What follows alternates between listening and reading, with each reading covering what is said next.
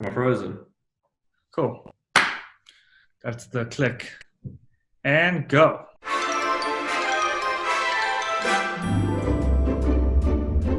Hello and welcome to Believe, the show about advertising and more with myself, Ryan Whyte, and Jacque Moodley. I'm Ryan Whyte. Um, Moodley. okay. I'm Ryan Whyte. I'm a graduate of the AAA School of Advertising, where I studied visual communication and I specialized in graphic design. The voice you're about to hear is Jacque Moodley. We have a similar background. We both studied at the AAA School of Advertising, but Jacque specialized in art direction. Yes. So, yeah, man, tell us why you were seduced by the industry that is advertising. Let's start there. I mean, it's such a wonderful romantic story to tell. I was a young kid watching Generations, which was a TV show on SABC One with my mom, and there was the main character Archie Marocca had an agency called New Horizons, and he was a cool dude, and his wife was Connie Ferguson, who I quite liked, and I was like, man, I want to be Archie Marocca. So then I decided I'm going to be in advertising because it looked so glamorous on Generations. And I mean, that was pretty much the only show we got to watch. So, that's all I had to go off of. And then a couple of years later, we had like an open day at our high school, and AAA came. One of the lecturers came, and they had like a little stand, and they had like all the cool print ads and posters up. And I was like, "What do you guys do?" And they're like, "No, we're at advertising school." I was like, "What does that entail?" She's like, "No, you get to draw every day and you get paid for it." And I was like, "Sold." And that was it, man. I graduated high school. Well, when I spoke to the lecturer, she was like, "It's AAA," so I knew AAA existed. So I pretty much knew in like grade 10 or grade 9 what I wanted to do, and I did it, Mm, sort of. yeah, So that's the story. Generations and yeah. an open day. Yourself? A little bit frozen, or you just like super still?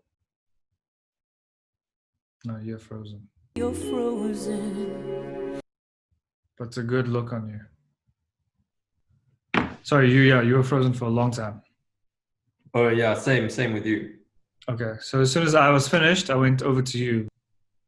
Over to me. So I think so. Here's the thing, right? We assume that everyone knows what advertising is, well, the intricacies of advertising and like the different roles and things. So I just went in and I was like, cool. I studied visual communication and I specialized in graphic design, but I don't think many people know what that is. People kind of, when they think graphic design, they think like maybe Microsoft, like Paint Shop Pro and that kind of stuff. It's like parts and Word, and then that's graphic design. Yeah. Or they think we like doodle for like half of the day kind of thing, which isn't too far away from the truth. But I mean, I think we should elaborate more on what these roles are. Okay. So try in a nutshell explain what you do every day, like as an art director. Like give the glam version, and then Yeah. maybe the There is only one version. perception. It is the damn version. No, I'm kidding. Yeah, man. So a lot of it is kind of like, look, my job has changed over the years, but like my general job would be um, wake up, drink some coffee, get into the office, as per usual. I think everyone knows what brief is. It's obviously just like your job, what needs to be done, what client demands that day. Mm-hmm. And sometimes it demands coming up with an idea, and that's I wouldn't say that's the glamorous part, but that's the part that kind of always intrigued me, and that's the part that I think keeps me going, keeps me in it. Is like every once in a while you're presented with a problem and you have to come up with a solution for it, whether it's using design or it's using a television commercial or it's using any other form of media, social or whatever. And it's trying to figure out how we can help client figure out this problem. If either it's like people aren't buying enough chocolate bars, or people aren't driving their cars, or people aren't buying shit, basically. And we need to figure out how to get people to buy shit using the Mm. skills that we have at our disposal. I think a subtle persuade is involved, but I think we know what we're doing. I think we sometimes pretend that it's so pure and we're like really about the craft and the idea, but really at the end of the day we're salesmen with like computer knowledge. We're like, if you mixed in like a salesman with like an IT guy and maybe someone who like paints signs, I think Mm. that's that's a good amalgamation of an everyday role for someone in advertising. Yeah. So a little bit of function, but a little bit of story, you know. Yeah, a little bit. The story is what is like the carrot, the story that you get to Mm. tell, and you don't get to tell those stories often, and sometimes those stories suck. But that's the kind of like the thing that keeps me interested or intrigued.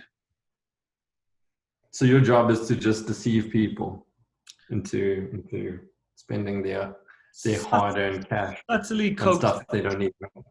Subtly coax them. Just go, hey, come over here. There's something I've got you for you, and it's a print ad, and on this print ad, it's going to tell you how much better your life's going to be.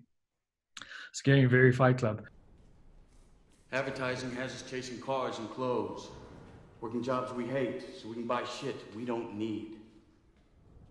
Yeah, I mean, most of it you don't. Yeah, we don't need. But like, I'm susceptible too, right? As much as I've been doing this for years, as soon as that Superblist email comes in, I'm there, bro. I don't need a new sneaker or 35% of kids wear, but I'll Mm. have a look because maybe I might find something that I want. And that's it, man. It's just dangling that carrot, going, hey, you might want this thing, and the way we do it every day should adapt. So yeah, I don't know. For me, I got into advertising because it was more design and graphic design. You know, like growing up in the '90s, you know, band posters were a big thing, album artwork, that kind of stuff, and yeah, listening to like '90s grunge. I don't know, like looking at you know, the album artwork and the gig posters. I was like, that's what I want to do. I want to design posters and cool logos for bands, and that was my thing. I don't know, like to study film or where it would just be about passion, like maybe philosophy or something like that. Like Yeah. you wouldn't necessarily be able to, you know, like get an office job where you're guaranteed to get a paycheck. So my mind was always geared to um, finding a job where I could earn cash, but also be like a little bit rock star. And that's why I think advertising appealed to me. You know, it was like this is kind of best of both worlds. You get a paycheck, but you also get a little bit of the party lifestyle, and you're not completely like, for instance, like a fine artist where you're struggling and you'll only make it like 20-30 years later, if that, you know. And the people that I found, you know, who were fine artists and musicians and stuff, they were either like struggling artists, as they say, or they had really rich parents, you know, and they could just afford to like, you know, just paint for a living, you know, or paint as an expression of their, I don't know, creativity, or create music and that kind of stuff. And I don't know, I was never really in that boat where I could just be like, cool, I'm going to be a full-on artist. There was always that paycheck in the back of my mind, like you got to be responsible, you got to, you know, insurance.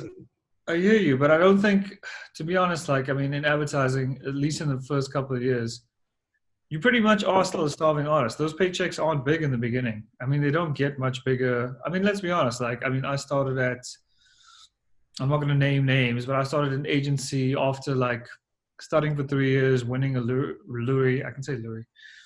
And I started. What is Lurie for those of us? Oh, it's who the don't know? it's the local advertising award. So it's local meaning South Africa and Dubai, I think. somehow. Mm. Yeah, I mean, like when I was studying, there was this promise, this like, oh, you're gonna earn lots of money in advertising. I won a student award, so like I was well on my way. I was gonna earn big bucks because I got this award. And yeah, man, for a long time, once I was in the industry, I was a starving artist myself. I just didn't have the studio and the paint and the interesting backstory. I had my travel expenses, and I had, but luckily I still lived at home. I didn't have any responsibilities per se. But I mean, I wasn't like, I hear your point about, the artists struggling and stuff. But I mean, like junior designers or art directors or copywriters for that matter don't earn a lot of money, man. They also kind of, they're struggling artists. But in first year, we had a lecturer, and he had blackboard paint in his classroom, right? And he had like a whole bunch of phrases written on the wall, right? Yeah, yeah. And the one phrase was "eat, breathe, sleep, advertising." Yeah, that's So anyway, so I don't know. This phrase kind of like stuck with me, and I was just like, why though? Why is advertising so important that you need to eat, sleep, and breathe it? You know? yeah. And I think that was something that was like drummed into us, that it's like this super passionate thing, and you must like it's all about the creativity. It's all about um, the brands and coming up with like, I don't know, these amazing ideas and stuff. But at the end of the day, it's like you said earlier. I mean, we're just selling a little bit more toothpaste, or and I think we can kind of like, I don't know, like fall for that whole glamorous side of it, where it's you're coming up with these ideas, but at the end of the day, nobody outside of advertising really cares about this. You don't really get the same kind of level of passion in other industries. So like in medicine, people, they are passionate, but at the end of the day, they're saving lives, and then that's enough. They don't need to like win an award to prove they saved X amount of lives or whatever. They're generally disrespected by the general public. But for us, it's weird, and I think they use that like awards thing as a little bit of a tool in a way, or just the whole glamour of it, where it's like you're now in this whole thing of like, I suppose in film it's a bit similar, and maybe music, but I mean, people care about film and music. No one really cares about advertising aside from people in advertising, and that's the thing I find weird Yeah, about man, because advertising. I had a similar, not a conversation, but I remember when like I got into the industry and I had won like a Lurie or something, again, like after my student one. And I was explaining this to my friends and I was like, hey guys, I just won a Lurie, it's my second one. I'm very excited. And my friends are like engineers and accountants and like I got a friend who works in the mines and that sort of thing. And like they didn't understand like what it meant. And I kind of had to explain it. And as I was explaining it, I was like, man, it doesn't actually matter. Because I think one of my friends was like, oh, so does that mean you get like more money? And I was like, in a way, yes, but it's not like when you're in like an accountant and you like finish your articles and then you get promoted automatically, or you do this course and then you get like an upgrade. It's kind of like, it's almost like gambling. It's like you win an award in the hopes that maybe you can either get a promotion or like an increase from your company, or you can use that award to motivate for more money at another company. It's weird, man. It's not like a set in stone thing. It's not like you win an award, your life's gonna improve. You know what I mean? Like there is no like X equals Z. It's just like it's a gamble and you hope for the best. And my friends couldn't understand. My friends were like, yeah, but if I finished my articles, or if I get my masters or something, I get an increase. And I was like, yeah, it doesn't work the same, but I couldn't explain to them why it doesn't work the same. So that's, yeah, man. I guess the glamour thing is a thing, and I guess you get to brag, but you get to brag to a very select few, and it's everybody in your industry who might think you're a dick for bragging about it, but Yeah. that's the only people it matters to. How do you feel about that sort of thing, like awards and stuff? So yeah, I mean, I don't know that. I suppose it comes with industry, so it's one of those things that you always have to you have to take it into account because it's part of the industry. So like you mentioned, doing your articles if you're a lawyer or you're studying to be a lawyer, you got to do your articles and stuff. So that's part and parcel, right? So like I think this comes with the territory. So Yeah. you kind of it's one of those things that you have to do. But I just think that it's yeah. I mean, once you've done your articles, you're done. Awards, you know, it carries on until you at executive level, and you can just never run away with it. It will always be, I don't know, I hate using this phrase, but like a KPI, Yeah. No, yeah. you know. But yeah, like I've never really you much of a fan of awards because I feel like nepotism may or may not play a big role, Yeah. but definitely may. I mean, no, it's totally objective here. Yeah, it's because that's exactly right. Because when you're judging a piece of work, um, and you mate with the person who made that thing, there's no kind of objective way of looking at it, where you can kind of like you can say for sure, okay, this is a good piece of work based on X, Y, and Z. So you're always going to have like a little bit of bias, Yeah, I because mean, it's there for people to see, who's worked on that thing, and you can kind of just be like, yeah, I don't know. I guess there is nepotism.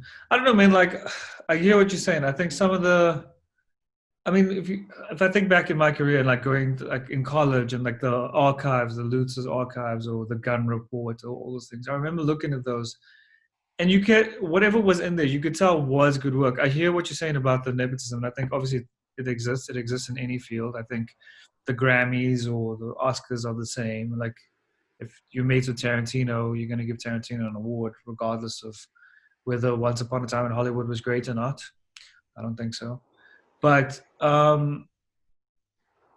I think you objectively, I mean, as a person who's creative, and you go and you look at an idea and it's presented to you on paper, and you go, what they're trying to say is used parts are bad for your car. And the way they've used it is like they've made a shape of a cat, but inside that shape of a cat is a snake. And you go, oh, it's like putting a snake in the place of a cat in your engine. I'm just using something I think Yeah, sure. we did a couple of years ago. I mean, I think there's certain, like, I don't want to say recipes, but there are certain Mm, like things you can do that will kind of work for mm. the desired outcome. And I mean, obviously things change and there's trends, and there's a trend every year where it's either like big bold copy and it's all copy driven, and then next year no copy, just photography, beautiful photography. Then next year it's like Really, photos really. taken by people's cell phones. You know what I mean? Like, I think it's a lot like fashion, but like fashion to me makes a little bit more sense because with advertising, you can figure out the tricks, and then every once in a while, you think you got it. You're like, oh, I got this mapped out. I know what's going to kill next year, and you do what you think is going to kill, and then I think everybody does what they think is going to kill, and it all looks the same, and the thing that's different stands out, and that's the thing that wins. So I hear, Mm. I know what you're saying about nepotism, but I think, I mean, are we just talking purely awards now? I think there's a way to figure out what to do, and there's like little tricks that everyone has done, but you also never know. And I guess maybe it's at like a level that we can't understand, where the higher Mm. ups and like the bigger companies, they call the shots and they decide this is how it's being done now. This is the best in class or best in show. Yeah. And yeah, you either, yeah, man, it's so Well, subjective. yeah. So I think the other thing that should be up for debate is like, why are we celebrating advertising? You know what I mean? In the way that we do. Because at the end of the day, like you said, you're selling, like, I don't know, tires or toilet paper or toothpaste or whatever, cars even. yeah, Um, why is that something that's worth celebrating? So if you use the example of like movies and music, like that's in a way like art. You know what I mean? It's just like everyone has a favorite movie or a favorite music artist. You know what I mean? And that kind of stuff is a bit timeless, and you want to remember it. Would you necessarily want to remember a tagline or whatever if you're not in the industry? You know what I mean? So Yeah. like, and I think maybe back in the day, people used to like ads. And I don't know if people like ads so much nowadays. Maybe the Super Bowl is a good example of people liking ads. Yeah. But the thing is, like, I don't find that those ads are as timeless as ads were back in the day. You know what I mean? So like, Yeah. there's certain ads you remember the jingle, you remember the way it made you felt, and you also like the product. Do you know what I mean? So it was like a thing where, hey, I really love that. Like for instance, I'll just throw one out there, and it's not even like a local one, but that, do you know BN, those biscuits? BN, BN. And then that's BN, BN. Yeah. You know what I mean? People love Great. it, you know? So Yeah. delicious.